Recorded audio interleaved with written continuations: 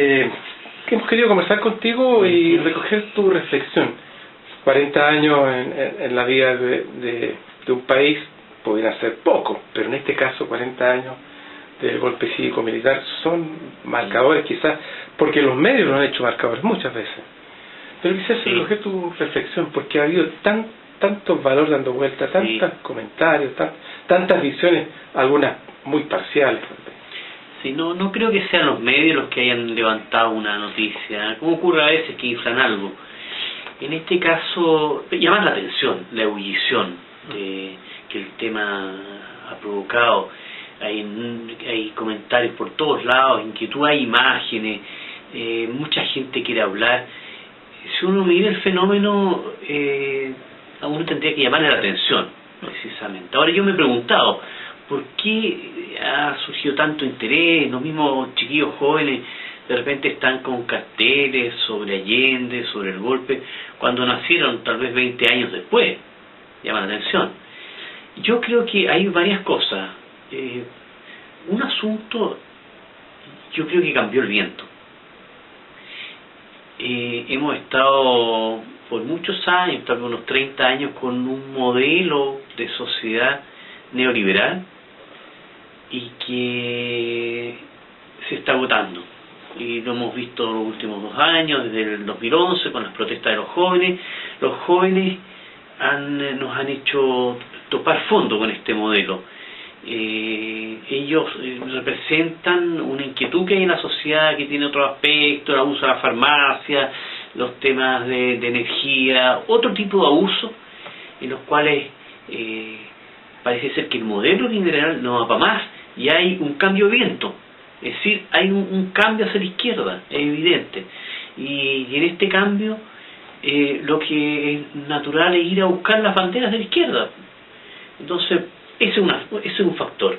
Y volver, digamos así, a lo que pasó 40 años atrás, porque se ve que el modelo general del país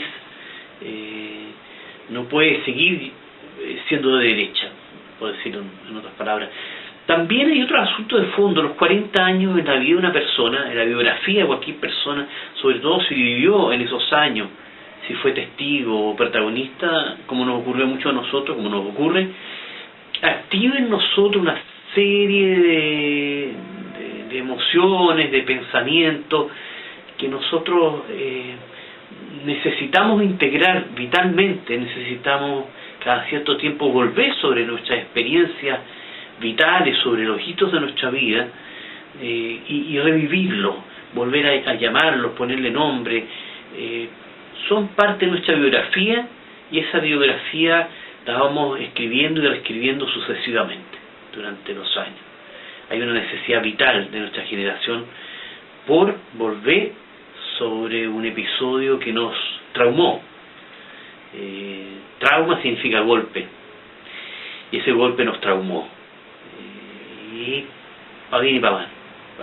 Para bien y para mal, porque también en estos 40 años hemos podido crecer en humanidad. No solamente ha sido todo pérdida, porque este país ha tomado conciencia de un modo doloroso del valor de la persona humana. Y ha sido bonito que ha sido la Iglesia la que en esos años, arriesgando, haciendo un camino para el cual ella no estaba preparada especialmente, tuvo que aprender. Bueno, es bonito que haya sido la Iglesia la que nos fuera abriendo un camino de comprensión que el ser humano tiene una dignidad mayor a los ojos de Dios, y que cualquier ser humano, piense lo que piense, merece un respeto fundamental y no se lo puede atropellar.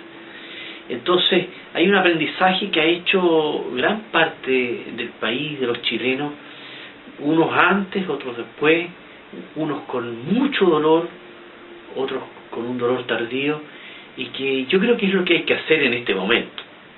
En este momento la pregunta es para todos: ¿qué aprendemos y qué enseñamos? ¿Qué aprendemos? ¿Qué nos dejan estos 40? ¿Y qué es lo que hemos podido cosechar? Honestamente, claro, es posible hacerse el leso, pero hacerse el leso con la propia vida es un engaño, es decir, ¿para qué vivir? Digamos? ¿Para qué haber venido a este planeta? Para mentirse a sí mismo no tiene sentido. Yo creo que ahí estamos confrontados cada uno con su propia conciencia, con cuánto pesa uno mismo en esta existencia, y por lo mismo, qué es lo que uno le puede entregar a los demás. Es decir, hay una cuestión de fidelidad con las anteriores generaciones que nos han entregado a la humanidad, con una serie de valores, y tenemos una responsabilidad con las generaciones sucesivas. ¿Qué le vamos a entregar a los demás? ¿Cómo le vamos a transmitir a las siguientes generaciones, a los hijos, a los jóvenes que educamos, este país, estos valores? ¿Qué les vamos a contar en el fondo? Estamos obligados a contar una historia. Vamos a tratar de ser lo más objetivos posible, de eso se trata. Pero eso no basta, porque creo que lo que nosotros tenemos que entregar es más complicado. No podemos pretender tener la verdad completa de lo que ha ocurrido, de la historia. Tenemos que entregar también las dificultades que hemos tenido para elaborar nuestra propia historia, el relato que estamos haciendo. No es fácil, la verdad. Alcanzar la verdad es una realidad fatigosa. En ese proceso hay mucha culpa, hay dolores, hay heridas, hay traumas que impiden ver, y hay intereses inconfesados, camuflados. Todos nosotros tenemos una postura ante la verdad, que es una postura interesada, hay que reconocerlo, y eso las nuevas generaciones lo reclaman, nos reclaman a nosotros que vivimos todo eso, autenticidad, y parte de la autenticidad es contar que nos ha costado llegar a la verdad, y que nos hemos hecho los lesos muchas veces, y que es muy difícil a veces salir de los sentimientos y las emociones que tenemos, efectivamente, salir del odio, contar de que esos años antes del golpe fuimos sujetos de odio, y odiamos, y lanzamos piedras, y nos reímos, nos burlamos de los perseguidos, etcétera. Son cosas que, si queremos contar la historia, tendríamos que nosotros también contarla a los demás, porque de lo contrario transmitimos puros conceptos que a la larga son vacíos, o podemos transmitir un discurso moralizante que en definitiva no nos sirve, nadie termina creyéndolo. Es decir, lo que uno puede contar de esta historia es también una experiencia personal, no solamente claridades teóricas, en favor, en contra. Todo eso es necesario, contar lo que ocurrió antes del golpe, después del golpe en dictadura, lo que ocurrió después con la democracia. Todo eso es importante, pero nosotros tenemos que compartir nuestra experiencia vital y mostrar cómo se entrelaza la verdad, la mentira, las emociones, el lugar que ocupábamos en ese tiempo en el mundo. Eso lo tenemos que contar a los demás, a las nuevas generaciones, porque esa es la verdad. Es una verdad provisoria, es una verdad que se va elaborando con los demás, difícil de hacer, y en esto cada uno estuvo en ese mundo, en ese tiempo, en esta historia, en lugares donde era completamente inocente.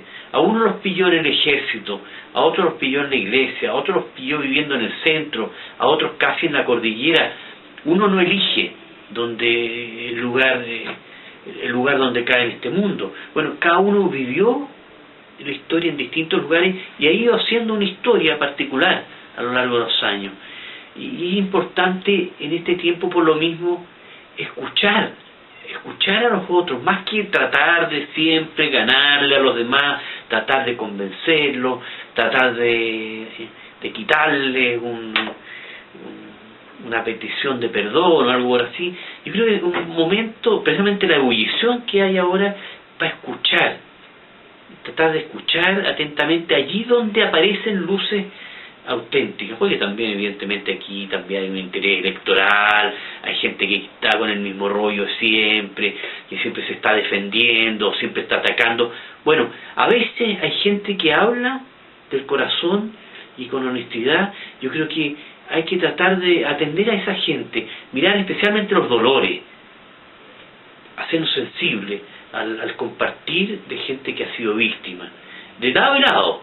Yo creo que es por ahí donde vamos a ir aprendiendo, hasta aprender algo que nosotros queramos compartir, extender, como si nos viéramos confrontados a la necesidad de escribir nuestra autobiografía o un diario, transmitir a otras personas lo que hemos visto, lo que hemos oído, porque la historia se va haciendo así.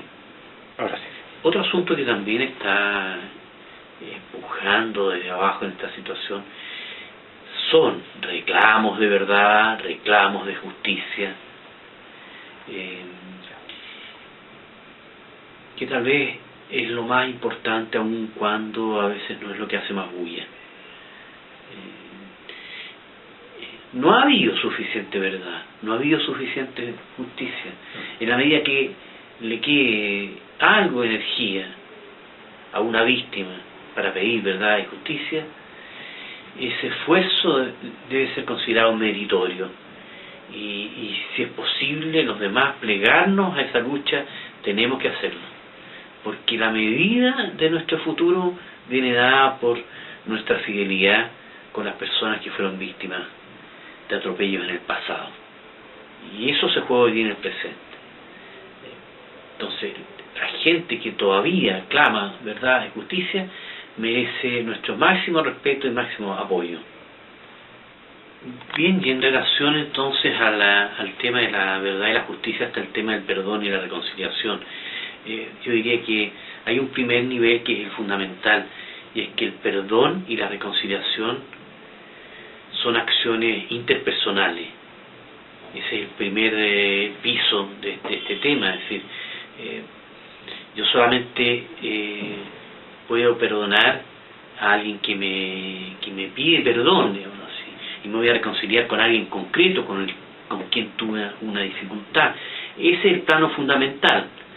Hay otros planos que por analogía uno puede decir también tienen que ver con el perdón y con la reconciliación, pero hay que reconocer que es más jaunoso hablar de esos planos, porque si alguien aparece en la televisión reconociendo que en tales o cuales años fue un cómplice pasivo porque no hizo nada, o porque pensó de esa manera, etcétera, si se pide perdón en esos términos, también es válido esa petición de perdón. E incluso también es válida la actitud de personas que dicen, yo acojo esas peticiones de perdón.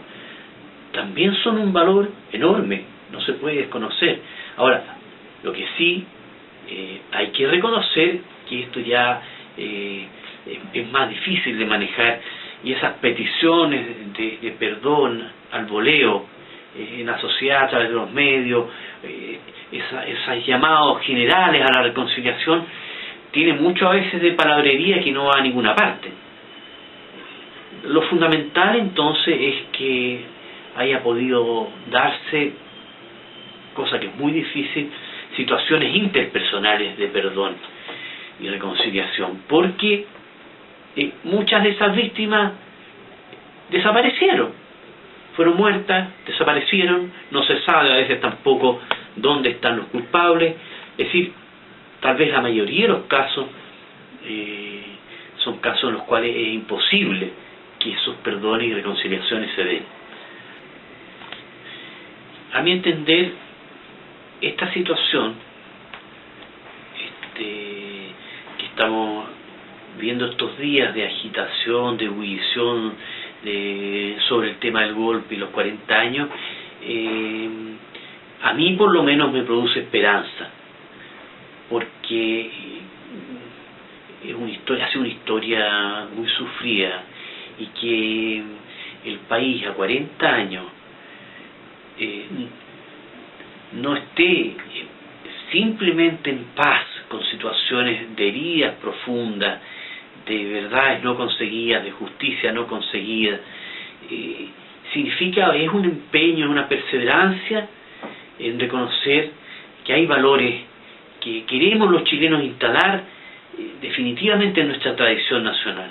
Esta situación que además incorpora ahora a los jóvenes es un motivo de esperanza, porque hay una toma de conciencia de algunos valores que nosotros queremos hacerlos nuestros para siempre. Y yo me alegro por esto, así como me alegro que tantos jóvenes hoy por hoy que han comenzado preocupándose por la educación hayan terminado preocupándose por la política. Mucha de esta generación de los jóvenes se han metido en partidos políticos, han creado partidos políticos y están preocupados por los 40 años, jóvenes que nacieron mucho después. Es un motivo de gran esperanza, porque no han cortado con los problemas que heredaron, no están demandando a nuestra generación actitudes, honestidad, autenticidad. Son reclamos totalmente legítimos, pero al mismo tiempo se están haciendo cargo de la historia complicada que nosotros le hemos traspasado a ellos. Es lo mejor que pueden hacer. Yo por lo menos tengo mucha esperanza.